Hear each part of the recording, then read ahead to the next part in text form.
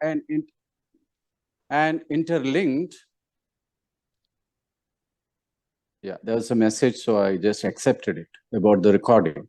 So these two topics are so interlinked and interdependent, and therefore, I feel that those who have listened to the previous knowledge sharing session will find a lot of commonalities and a lot of links in the presentation which I would like to make before you. I don't have a PPT, so when I say it's a presentation, it is a presentation of certain thoughts and certain ideas which I have about where the Indian economy is headed, standing as we are at the start of a new financial year, that is 23-24. We are in the first month of the new financial year, and we have 11 more months to go. So what will happen during these 11 months, during the course of this financial year? What is the medium-term outlook that we can reasonably project for the Indian economy, and resultantly for the Kerala economy as well, for people like us, for people who are working in Pala, for people who are functioning from Thiruvananthapuram, for people across the state, for people across India? I think this topic is of utmost relevance and importance. As I start off, there is some audio, somebody's audio needs to be muted.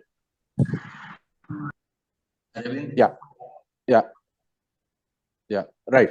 So, as we start off this discussion, we have to bear in mind that the size of the Indian economy, as estimated by the government of India at the end of March 2023, as per the budget papers presented on the 1st of February, the Indian economy is estimated to be at a level of about 273 lakh crore at the end of March 2023.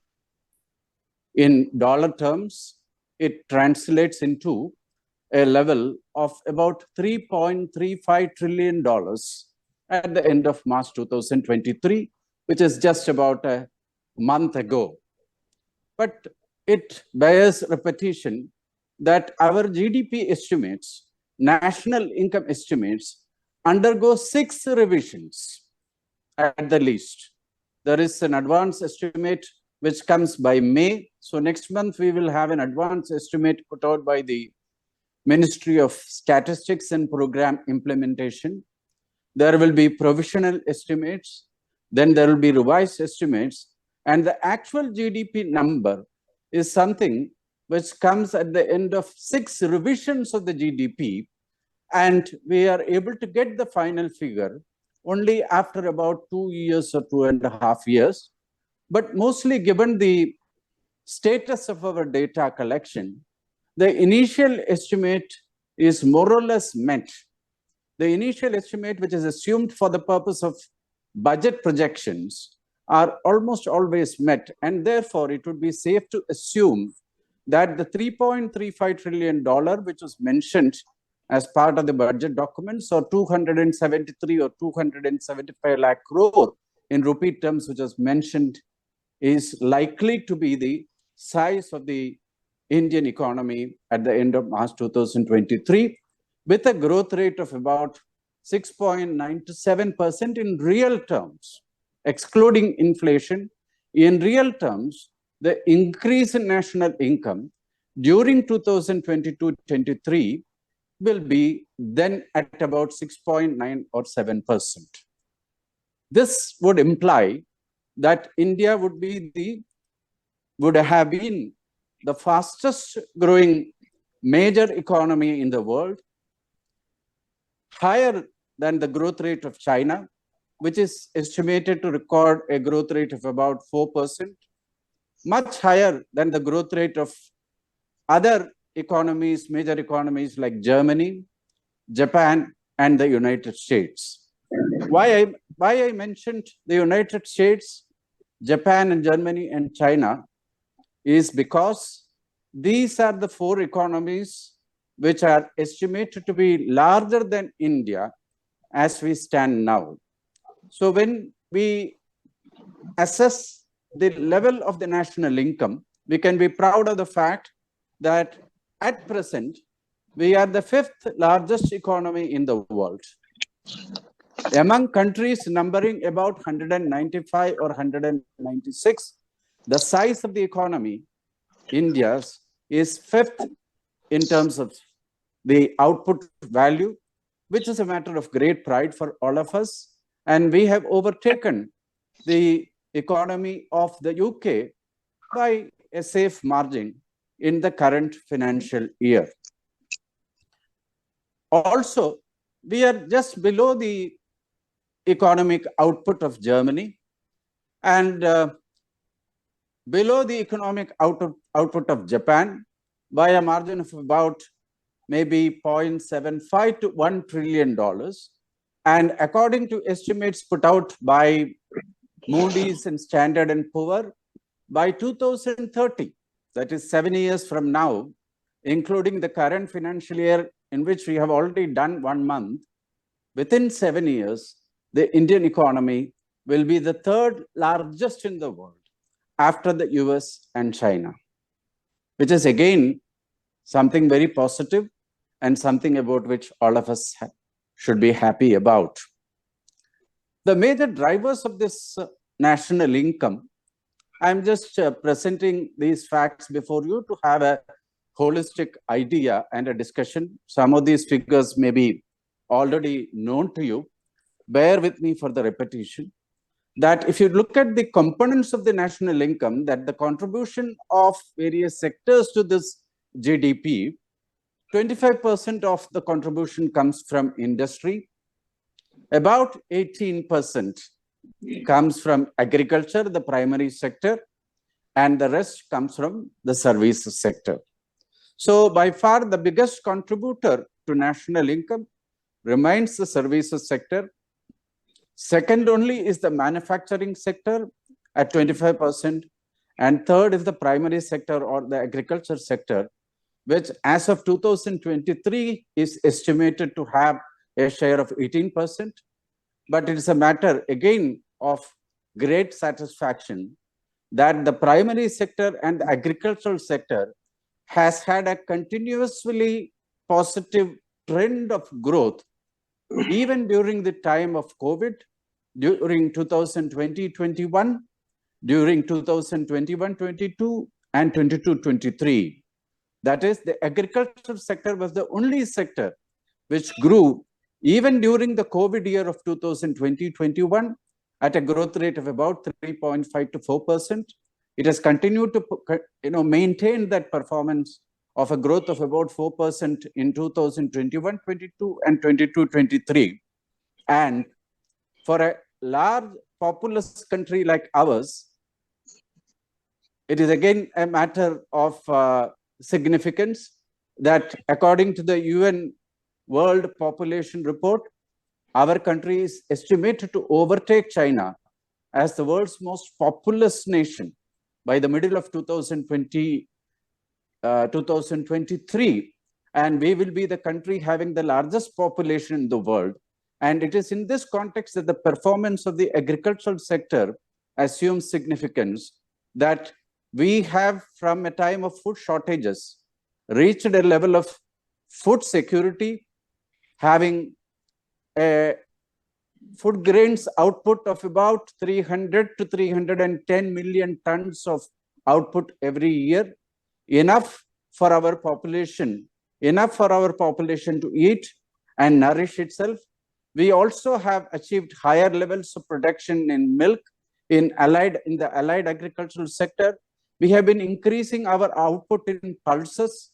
We have been able to maintain and also export sugar, for instance, which is an item of daily consumption. We have been able to maintain outputs in other vital commodities like cotton.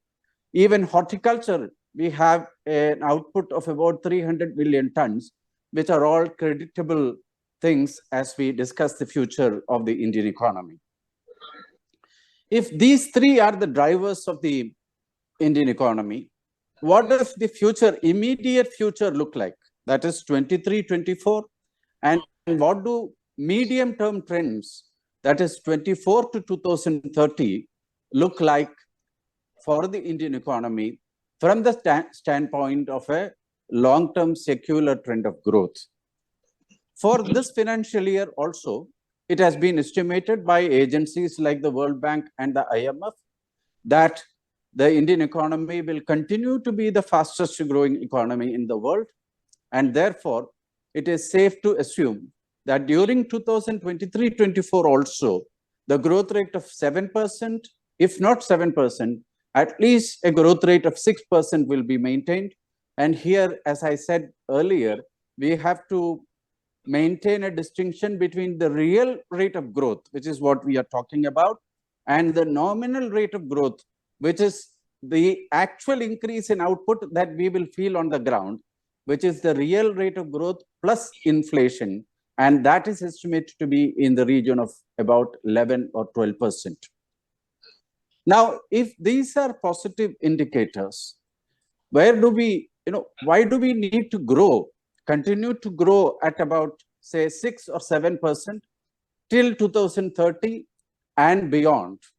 And that becomes important when you consider the number of people who constitute this great nation of ours. The US, as I said, is the largest economy in the world, and the size of the US economy is estimated to be about $24 to $25 trillion. $24 to $25 trillion is the output value of the US economy, the number one economy in the world. The number two economy, that of China, is estimated to be at a level of about $19 trillion, $18 to $19 trillion. And we, at number 5, are at 3.3 and estimated to achieve a level of about 4 to 4.5 by 2030, when we will become the third largest economy in the world. But mind you, China and the US will also continue to grow, even though at a lower pace than our economy. The Chinese economy is slowing down. As I said, it is estimated to grow at 4%, but let's assume that it grows at about 4 or 5%. But even then, given the fact that they are already at $19 trillion, and the US economy, which is estimated to grow at about, say, 2%, 2.5%, but given the fact that the base is already $24 or $25 trillion, you can very well imagine the gap that we have to cover in order to catch up with levels of standards of living, levels of per capita national income that the other countries which are ahead of us have. With almost a similar population like ours, and as of now, ahead of us by a certain, a small margin, the Chinese economy, if it has $19 trillion, it also means that the per capita national income of a Chinese citizen is at about 12,000 US dollars, whereas the per capita national income of an Indian citizen is only at 2,200 or 2,300 US dollars, whereas the per capita national income of Germany, Japan, and the United States is much higher. At the US at about $60,000, Japan also is at about $50,000, and Germany also at about the same level. So this, to my mind, is the challenge that we face, that when we talk of the Indian economy's journey forward, the challenges are huge, even as we can speak with satisfaction about the levels of growth that we have achieved. Because the number of people occupying the space that is available for India is much higher than the number of people who populate countries which have incomes much higher than ours and who belong to the advanced economies of the world. The US, for instance, has got a population of 33 crore. Japan, which is ahead of us in economic output terms, has got a population of just 12 crore. Germany has got a population of just 8 crore. And therefore, this indicates that the gap that we have to cover in terms of providing for decent standards of living, in order to provide for a per capita income which is comparable with the advanced economies of the world, is too large for us to. Yes. I heard a voice. Can I continue? Yes, sir. Yeah. So the gap that we have, so the point that I am making is, even as we are smug and satisfied about the ground that we have covered, we should be aware of the challenges that we face, that the per capita income is much below the levels of the advanced economies, and not merely the advanced economies, it is also much below the level of per capita income that China has been able to achieve. Now, how do we plan to cover this gap? To my mind, unless India continues to grow at a level of about 7 to 8% continuously for the next about 15 to 20 years, that we have to maintain this growth momentum of 7 to 8%. There is no scope for any lag whatsoever in the growth momentum that we have built up. And if we are able to maintain the growth momentum for 15 to 20 years, nothing less than that, then we will be able to project national income comparable to that of China at least, and possibly aim at a higher national income, whereby the needs of all our citizens can be hoped to be achieved. When I said the per capita income of India is 2,300, we should admit that this per capita income means that we are at a level lower than the top 100 countries in the world in terms of per capita national income. So that is the contradiction. And that is what people like, Shashi Tharoor have mentioned in another context, that for every statement about India that we make, that for every truth about India that we highlight, the opposite is also true.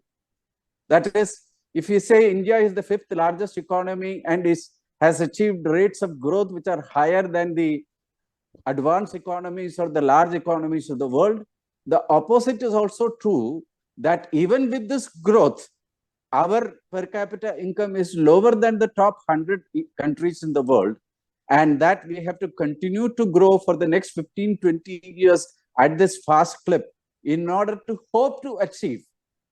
Even then, we cannot be sure that we will be able to cover the ground, in order to hope to achieve levels of standards of living which are prevalent in the advanced economies.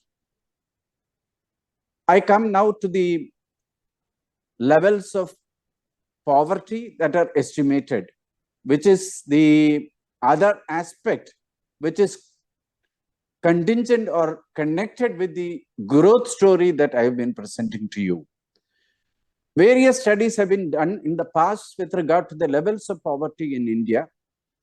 I would like to recall the studies done by 3 prominent agencies. The earliest of the recent studies was done by a committee headed by Dr. C. Rangarajan, and they had estimated a level of poverty in India around 2006 or 7. The study was conducted. There was another study conducted by a committee headed by Dr. Suresh Tendulkar, and that was done in 2010 or 11. We will not go into those figures, but as per estimates of the Niti Aayog, which is an agency of the government, which used a matrix called the multi-dimensional poverty index, which drew factors from 3 broad areas: health, standard of living, and education, and constructed this multi-dimensional poverty index. And as per the Niti Aayog study, as of 2022, 25% of Indians are believed to live in levels of poverty as measured by the multi-dimensional poverty index, which is not a flattering thing.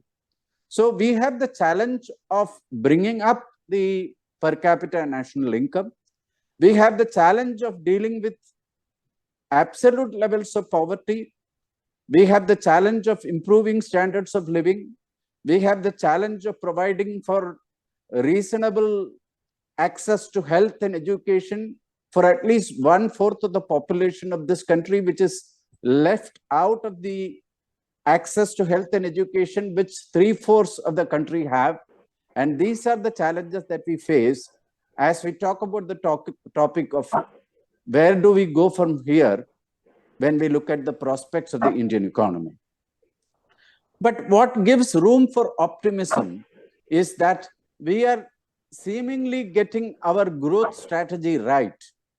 We are seemingly getting our priorities right after a long gap between the liberalization and the reforms introduced in this country in 1991, the credit for which should undoubtedly go to Dr. Manmohan Singh and the political force behind it, Sri P.V. Narasimha Rao. But in the last about 5 to 10 years, it has to be acknowledged that policy reforms have taken a clearer focus, a greater energy, and a better level of coordination.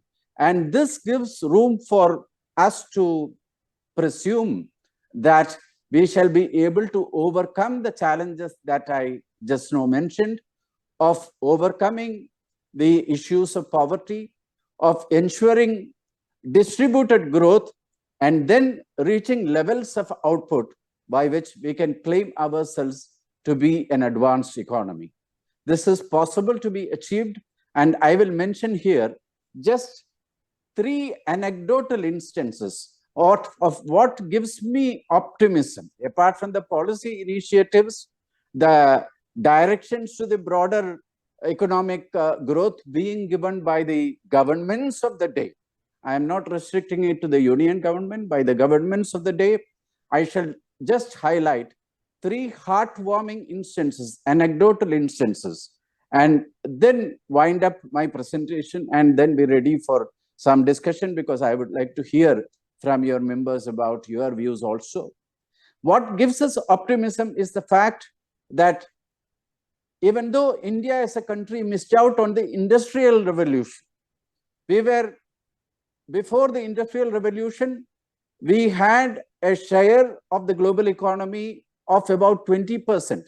This has been, acknowledged by economists all over the world, that India and China were the leading economies of the world before the start of the Industrial Revolution, that it is with the advent of the Industrial Revolution that the West started overtaking the Eastern economies. The 1776 invention of the modified steam engine, for instance, in 1776, James Watt invented the steam engine. The spinning mills of Britain got modernized as part of the Industrial Revolution. That was one major milestone. In 1886, if I remember right, Carl Benz invented the automobile, the internal combustion engine, and that provided the momentum for the automobile cars which are in use even currently across the world. That was another major milestone, which was not part of the India growth story, unfortunately. The aeroplane, for instance, 1903, the Wright brothers invented the aeroplane, as is widely known. So we missed out on a large trajectory of the industrial revolution, the technological revolution that happened during this period, which pushed India and China into the margins. We were also not part so much of the developments that took place in the 20th century, but the 21st century has been different. In the 20th century, let me remind you, friends, that the mobile phone, for instance, which is a great invention, in 1973, I think it is Martin Cooper, an American scientist working for Motorola, who invented the mobile phone in 1973. A British scientist, Tim Berners-Lee, if I remember right, in 1989, invented the World Wide Web, the internet. The British scientist invented the World Wide Web. So even in the 20th century, we were not part of the scientific revolution that was taking place. But what gives me optimism, and here I come to the three instances which I want to put forth before you and leave it open to you to share this optimism and whether this optimism is well-founded. I would like to mention to you the name of one young agricultural scientist by name Dr. Ramesh Ralia. I don't know how many of you, we people around this online meeting, I would assume are reasonably well informed. But if somebody can tell me later whether they have heard of Ramesh Ralia, I would be really happy. Dr. Ramesh Ralia is a young scientist now working for IFCO, and it has been his signal contribution to present to the world, and more particularly present to India, the technology of nano-urea. Nanoparticle is 1 billionth of a normal particle. A nanometer is 1 billionth of a meter. And he is the progenitor or the ideator of nano-urea, which, as against the conventional urea granules, has been able to give the idea and give the product of urea in liquid form, in nano form, greatly increasing the efficiency of urea usage, reducing the cost of production drastically, and improving the scope for efficiency of use of fertilizer. And this has been a truly Indian invention, not properly recognized so far, but with the potential to make for a great change in the use of fertilizers, make for a great change in the output that we get from agriculture, make for a great change in India's import dependency on agriculture. And this is one anecdotal instance of an ordinary scientist hailing from Rajasthan who was with the Washington University and whose patent has been transferred free of cost to IFCO. He patented the production of nano-urea, but has given his patent for free use to IFCO. And it is possible now to provide urea costing about 2,300 to 2,500 rupees at a reduced cost of about 230 rupees because of this technology. So that is anecdotal evidence number one of the optimism that we have of why India will be able to achieve this growth, maintain the growth, and also, distribute the growth equally among all sections of the population. The second is, of course, a recent development which we experienced in Kerala, the Vande Bharat experience. Now, there are engineers also in this group. I am sure you will be aware that the Vande Bharat train is the first indigenously designed, developed, and manufactured high-speed train capable of traveling at distances of about 180 kilometers per hour, provided tracks are built to take that kind of speed. A person, an engineer by name Sudhanshu Mani. I have spoken to Dr. Ramesh Ralia. I had the good fortune to speak to he is Sudhanshu Mani, an engineering personnel who was selected by the railway, the Indian Railway Engineering Service, and who grew up with that service.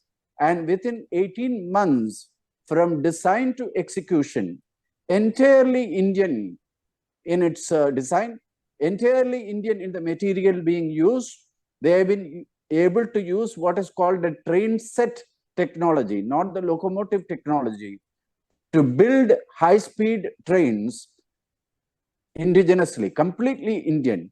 And it is now projected that 75 Vande Bharat trains will run before August 15, 2023, all manufactured by the Integral Coach Factory in Chennai, which is again thanks to the contribution of Jawaharlal Nehru, who set up this, laid the foundation for this Integral Coach Factory, and which in the initial days was the envy of the Chinese.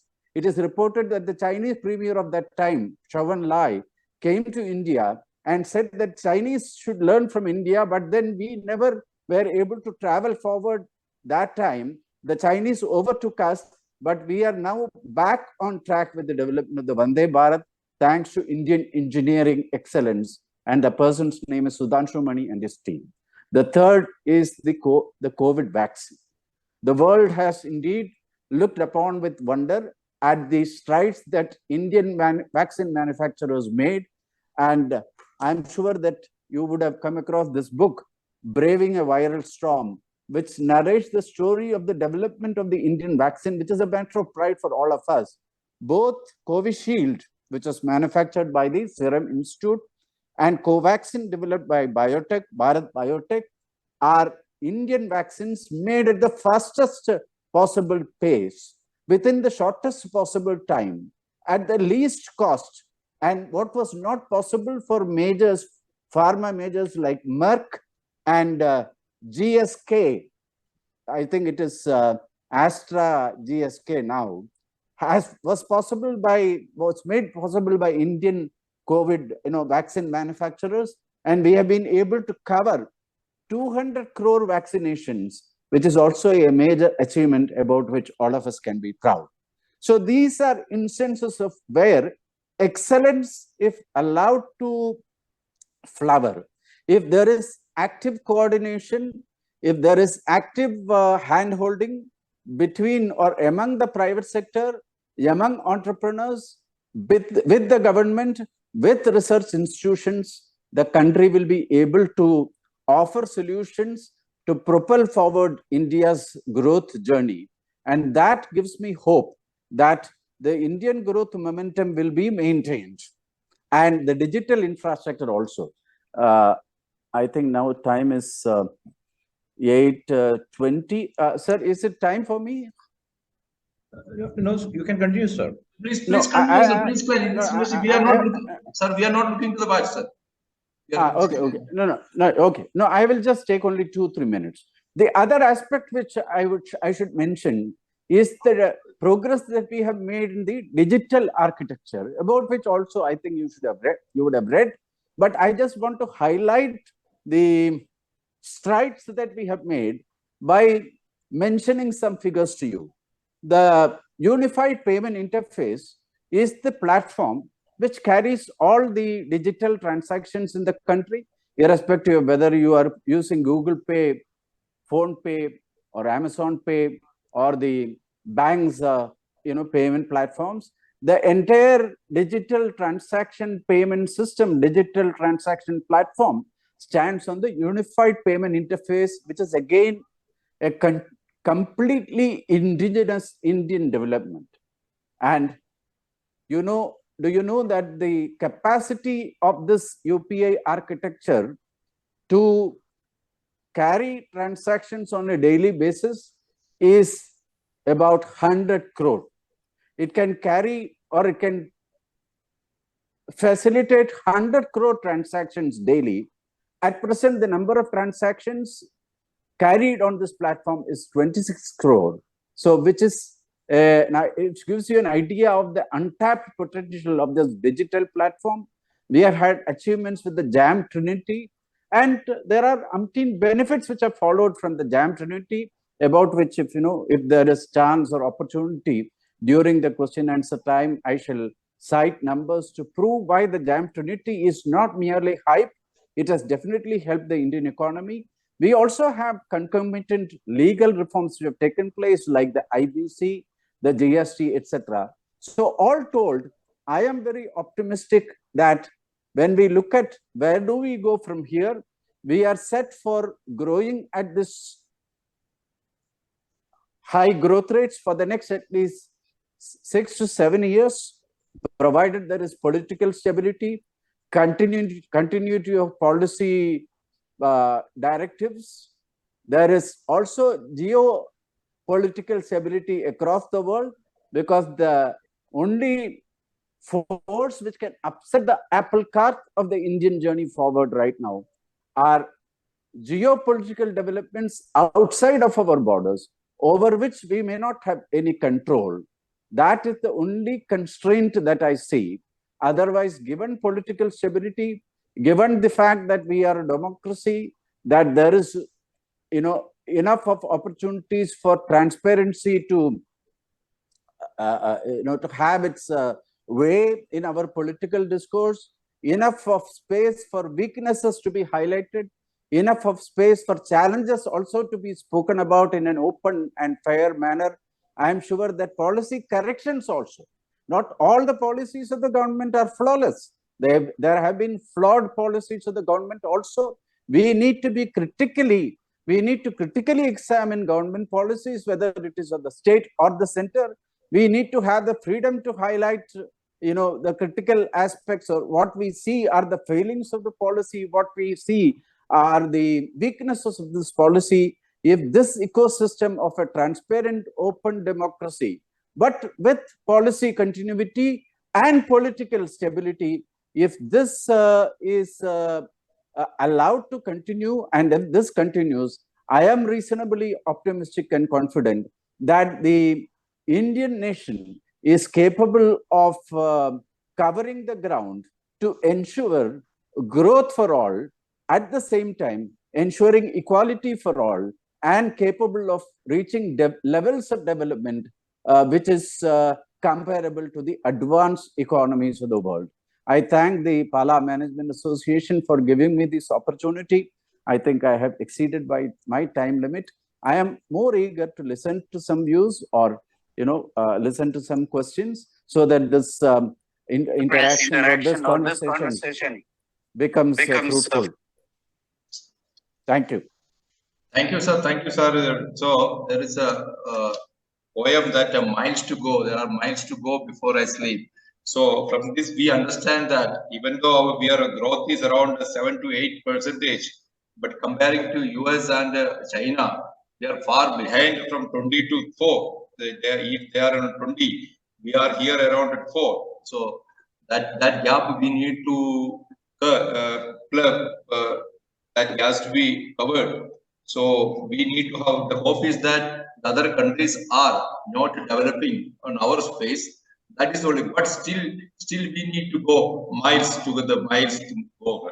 So it was a wonderful presentation, and it was very interesting to also, and we were not bothered about the time. In fact, when you asked us to whether the time is over, then only we thought about the thing. That was the beauty of your session, sir. Now it is some learned friends who may have some questions to ask you, sir.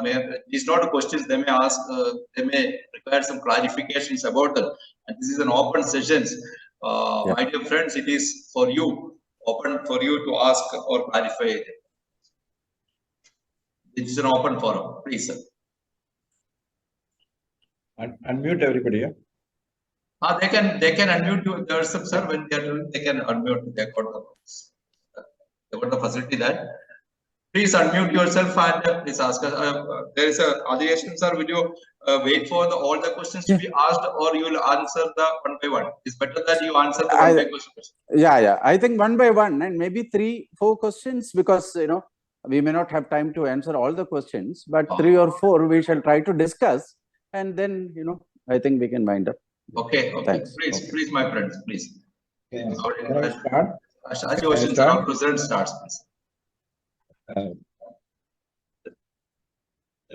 Thank you for a very enlightening presentation, and I have particularly noted that usually in this kind of presentations, we talk about the overall size of the economy, the rank, and the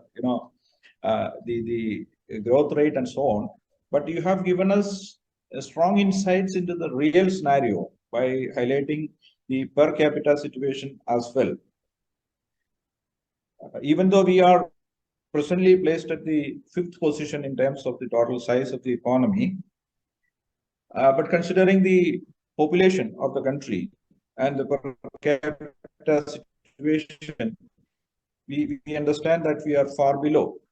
We are above 100th rank. So this is one contradiction. But my question is, when you talk about the growth rates, for an advanced economy, like otherwise a developed economy, even if they have 1 or 2% growth, it is regarded as a good growth rate. But country like India, we are far below. We are very backward. So when we say we are 6 or 7% is our growth rate, first of all, is it a good growth rate? And second question is it a fair comparison with those countries who are far ahead of us, who are almost saturated. So these are the two things I want you to throw some light on. Thank you, sir. Yeah. Thanks indeed. Very relevant questions. Now, is it fair to compare ourselves with the advanced economies? I would submit that what is the purpose of the economic development or purpose of economic policy is to ensure that decent standards of living are available to all the people. By decent standard of living, I would say that the standard of living I assume that you and I enjoy. That is a decent house, which is fit enough to live, enough food for us to eat, surplus income which will take care of our health, education expenses, some reasonable savings that we may need to meet, unforeseen expenditure which may come our way, and the ability to enjoy the comforts of life that the advanced economies have. For instance, we like to have a washing machine in our house. We like to have an automobile in our possession. We like to live either in an independent in an apartment or in an independent bungalow, which we can call our own. And for these kind of comforts, you need a certain level of income. So that level of income is something which we have to necessarily achieve. As of now, as I said, this level of income is available at best for only 75% of our population. That too, at best. I would say that maybe only 50% of our population have, levels of income which will make them fit enough to have standards of living comparable to what is there in the advanced economies. So I believe that the purpose of policy or the purpose of this growth discussion has to necessarily be focused on making available the comforts that you and I have to those who do not have. Without that, growth and development will not be sustainable. I am sure that at some point there will be social unrest, there will be unrest of different kind, because the gap between the haves and the have-nots, the gap between the standard of living that we have and the standard of living which is uh, which is available to about 25 to 30% of population has to be necessarily bridged. Number two is whether 7 to 8% growth is good enough. I would submit that that is why I said, if 7 to 8% is continuously maintained by about 2040 or 2047, because I am not an economist to project future into, and there is no point in projecting our, what kind of growth we'll have beyond a certain period in time. But I am sure that 7 to 8% over a period of 15 years to 20 years will see to it that by at least 2047, when we will celebrate 100 years of independence, we shall see to it that all Indian families have enough to claim that basic necessities of life, including a roof over their heads, good clothes to wear, proper food to eat, decent access to health and education is there. For that, 7 to 8%, I think, will be the minimum requirement that we need to have. I hope I answered or tried yes, to. Sir. Yes, sir. Thank you, sir. Thank you, sir. There is a one question comes in the chat. That's from Maya Rahul. She's asking that how is the country going to ensure a distributed growth when we have so many disparities? So she's asking about the distribution of the growth. A very good question. So, see, in fact, this is a dilemma that we have had right from the time of independence. I remember having read a conversation between adherents of socialism who went to Sardar Vallabhbhai Patel and said that India should follow a socialist model of development. Thankfully, we didn't adopt entirely a socialist model, even though we went for a planned economy with the dominant, commanding heights of the economy being under the control of the government or the public sector. But the answer that Sardar Vallabhbhai Patel is said to have given to people who advocated socialism at that time was that if socialism is distribution of wealth equally among all citizens. Right now, I am willing to implement socialism. And he divided the national wealth of the country at that time by the available population, arrived at a figure of 25 paisa, that is 4 annas, took out 4 annas from his pocket and gave it to him, gave it to the interlocutor, and said, I have implemented socialism. You take your 4 annas and go away. So a blind, distribution of existing wealth equally is not the solution. That also we know. I am sure the questioner also understands this. Then how do we ensure that? The other model is the capitalist model, where we believe that if you feed oats to the horses, that is a famous saying, if you feed oats to the horses, some of it will reach the grass. You know how it reaches, no? കുതിരയ്ക്ക് മുതിര കൊടുക്കുകയാണെന്നുണ്ടെങ്കിൽ അതിൽ കുറച്ച് പുല്ലിന് കിട്ടും എന്ന് പറയുമ്പോൾ നമുക്കത് മനസ്സിലാക്കാൻ പറ്റും എങ്ങനെ കിട്ടും. So that is also not a model to be followed. So we have to necessarily depend on welfare policies, which has to be driven by the government. Welfare policies, targeted subsidies, targeted benefit transfers, and that is the attempt of the governments so far in this country. The targeting has become better, I would say, with the Jan Dhan Aadhaar mobile trinity coming into place.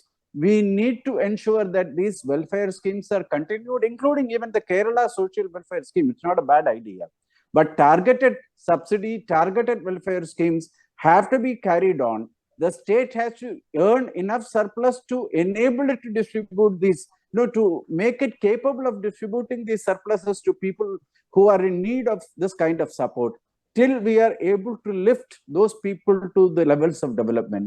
So I would submit that welfare policies like the, what you call PM Garib Kalyan Yojana. Now, it is a matter of interest.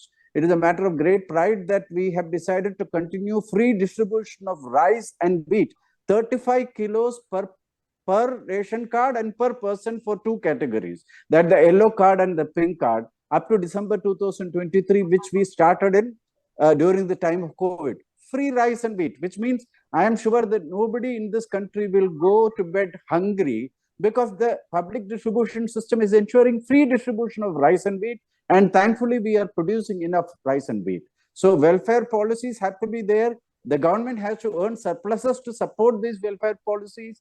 These welfare policies have to continue till they are also able to come out of levels of poverty and reach levels of development that we normally like to have. Thank you, sir. We got a colleague from Qatar, sir. One Mr. Victor from joining from Qatar is happy to listen to you, sir. I mostly see that individual achievements are taken as national pride. We have very few Sudhanshu Manis here. As a nation, isn't there more to be done? What could we as management association focus on to improve the situation? Any suggestions? In fact, what our roles? Absolutely. See, again, a very good question. Like Maya's question, this is also a very relevant question. To my mind, actually, the basic weakness, and I am glad because engineers, there are engineers in this group. To my mind, and I may be wrong because I am not an engineer. I studied science and then I worked in banking and finance, and I have a basic interest in macroeconomics. To my mind, the basic flaw is that we have not been able to achieve excellence in manufacturing in even a single product so far. See, if you take automobiles, you have Japanese automobiles plying in India, the Toyotas. You have German automobiles, which are, engines which are being used in India. You have even, I think, maybe a manufacturer from some other European country also. I think there is some car which I don't remember right now. We got Korea, Hyundai. Korea, for instance. Yes. So you have in the automobile sector other countries which are, bywords for excellence. You take electronics, again, Korea, byword for excellence. Can you name? I was surprised. It is a very good question. See, I use Gillette, the 3-blade Gillette Mac 3 for as a matter of daily, our toiletries, part of my toiletry. Now, when I buy it from a shop in Thiruvananthapuram, I am surprised to note that the Gillette Mac 3, which I buy from a shop in Thiruvananthapuram, is manufactured in Vietnam. 375 or 400 rupees, that is a packet of 3 or 4 cartridges. You buy it from Kottayam or Pala or anywhere in India, you will be surprised to know that the manufacturing unit is in Vietnam. So why is it that we are unable to achieve excellence in manufacturing? That one Indian product, there is no, to my mind, there is no Indian product which can be highlighted as a unique product which is known for excellence. You buy it because it is Indian.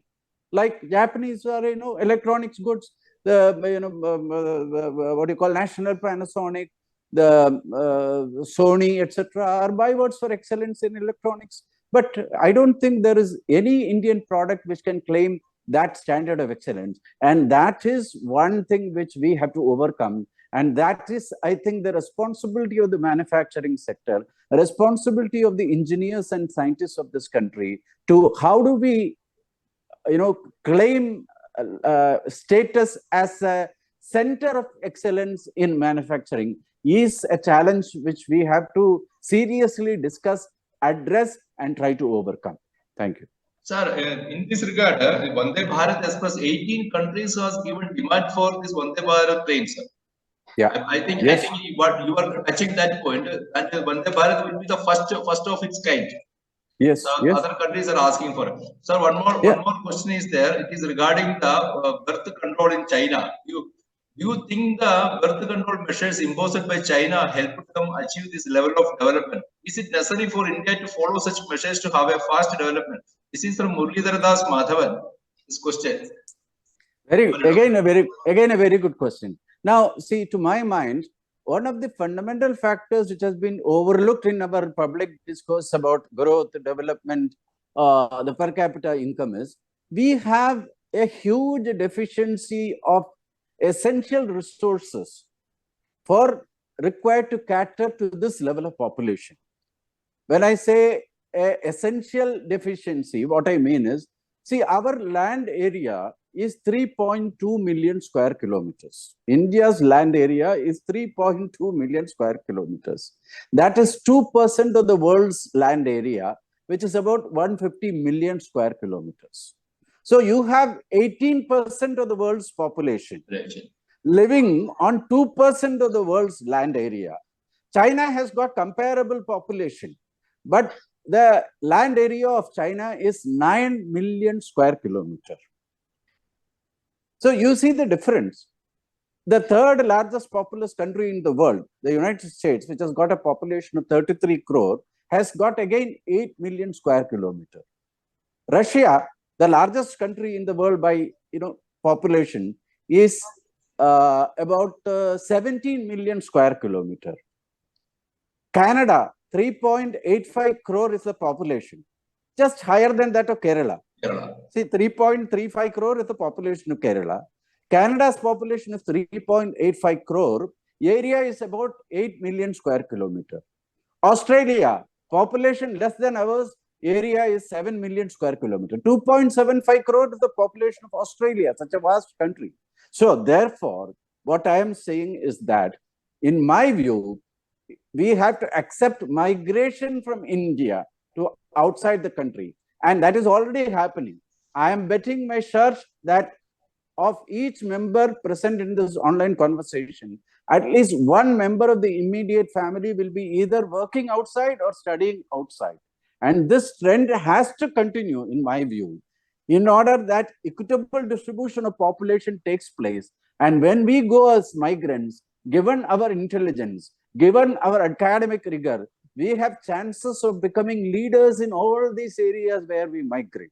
We have the intellect, intelligence, academic rigor, and the ability. And the answer lies in actually migrating to outside of India, because India, there is huge pressure, unbearable pressure on land, air, and water, given this basic imbalance.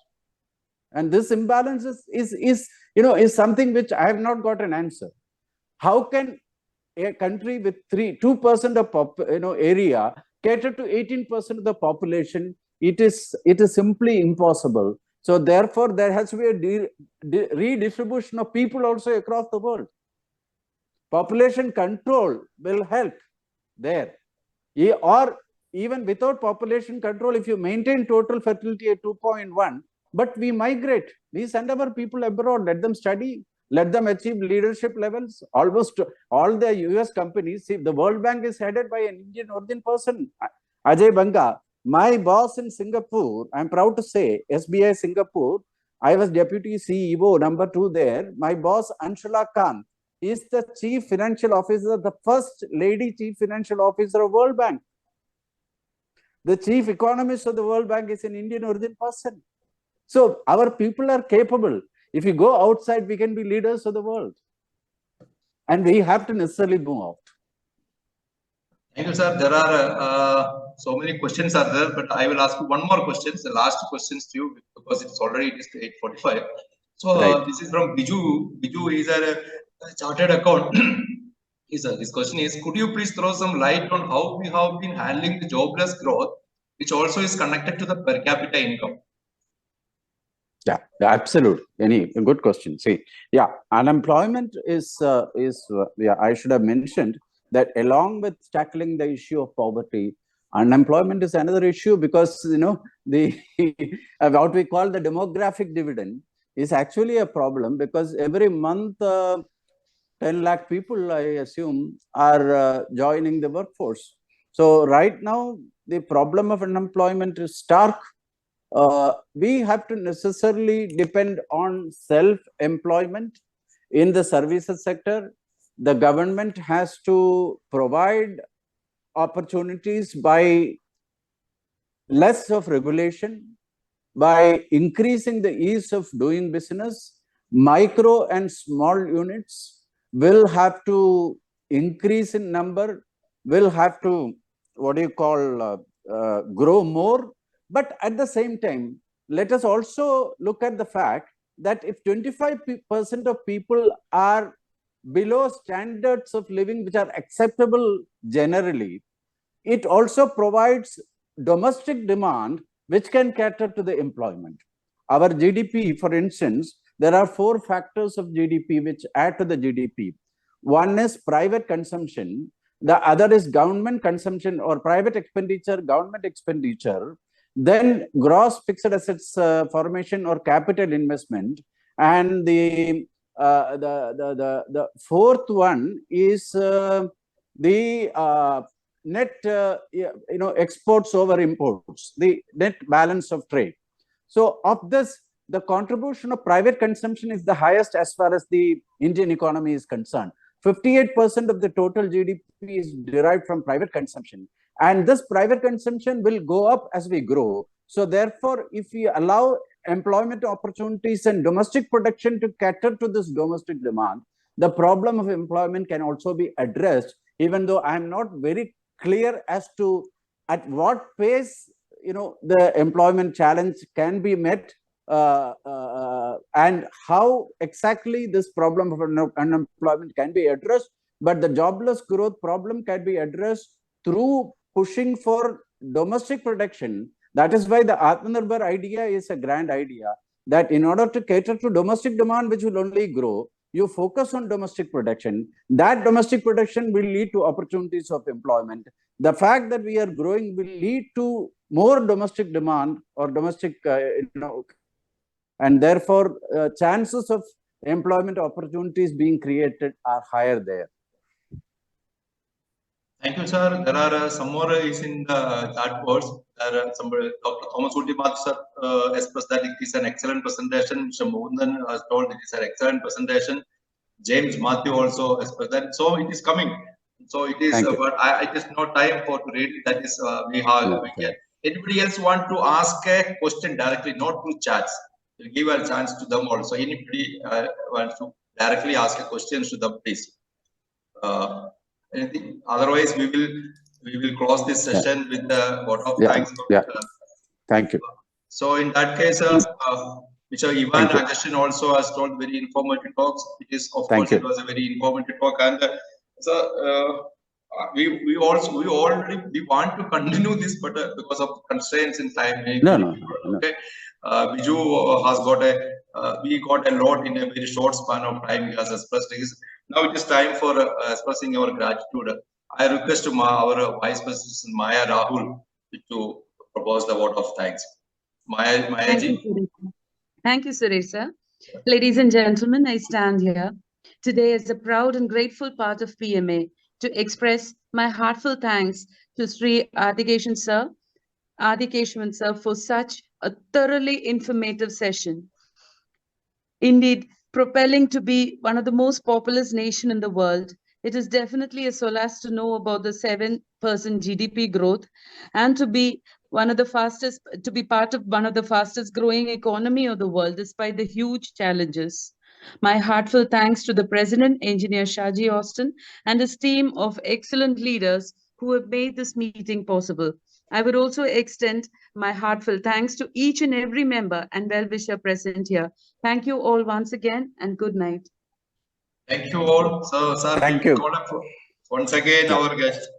Thank you to everybody for joining us, and we acknowledge the fact that from even sir to hear you, we got an audience from Qatar, other agencies, Engineers India of Engineers in Pala chapter also. I'm grateful. Management, many people, sir, around 50-55 people joined, sir. 55 is not it's a good crowd it is. Thank you, sir, once again. Sir, with your permission, I am closing this platform. Thank you once again. Good night to all. Thank you. Good night. Good night.